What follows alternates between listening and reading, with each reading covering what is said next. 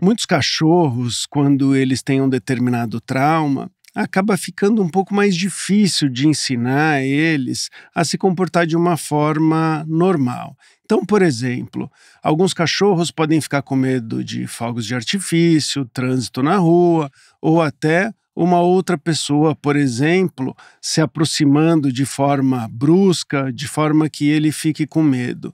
E aí, uma das maneiras da gente treinar é associar esses momentos com coisas boas e também fazer com que esses momentos não sejam muito assustadores.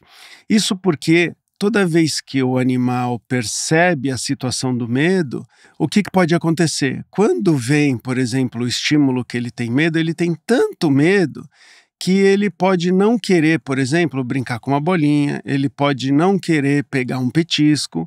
Isso tudo porque o apetite, a vontade de brincar, diminui. Ele está mais preocupado com a sobrevivência dele. E aí a melhor maneira da gente lidar nessas situações é entender se você pode diminuir esse estímulo. Então, por exemplo, ele tem medo de criança chegando perto dele.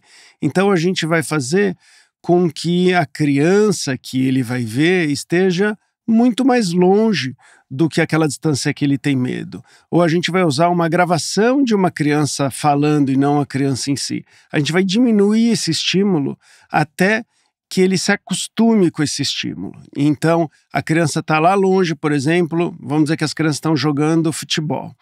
E aí você vai ficar a 50 metros de distância dessas crianças. Aí você vai perceber que o seu cachorro, por exemplo, não tem medo nessa situação.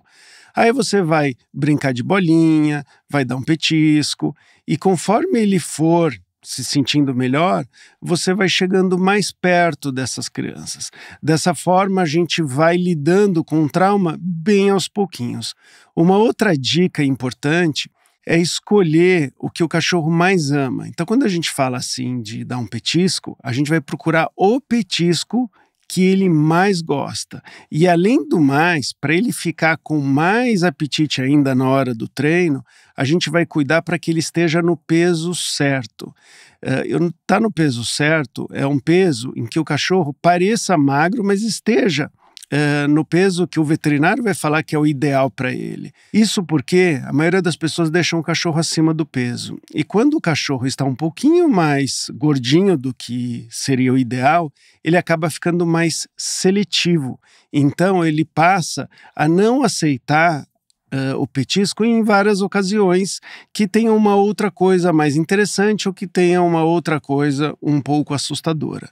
Se a gente deixa o cachorro no peso correto, ele fica mais interessado. E aí, quando ele está mais interessado no petisco, é mais fácil para ele ignorar um pouco a coisa que ele tem medo, como, por exemplo, as crianças jogando futebol. Então, o treino vai muito mais rápido. É importante, nesses treinos, a gente entender que tem uma fobia, que tem um trauma.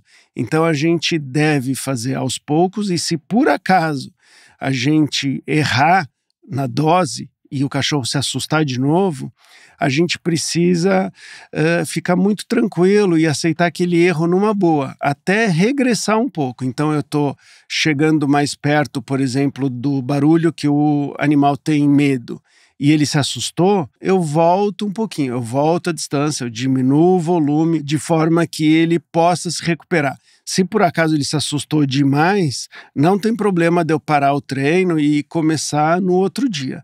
E é sempre importante entre os treinos, né, de um dia para o outro, ele dormir bem, ele relaxar, ele estar bem de saúde, porque muito do resultado do treino acontece inclusive quando eles estão relaxando ou quando eles estão dormindo. Uma outra coisa que a ciência vem demonstrando que a plasticidade cerebral, então o cérebro, ele se ajusta melhor às novas situações se o animal tiver envolvido em atividades aeróbias, que são atividades que façam com que o coração dele e o organismo se manifeste de uma outra forma. Então o cachorro ele vai normalmente arfar, você vai fazer ele correr, você vai ver que ele até fica um pouquinho cansado dessa atividade física, parecida com a atividade quando a gente corre ou faz um exercício que demanda um pouquinho mais da nossa capacidade pulmonar e cardíaca.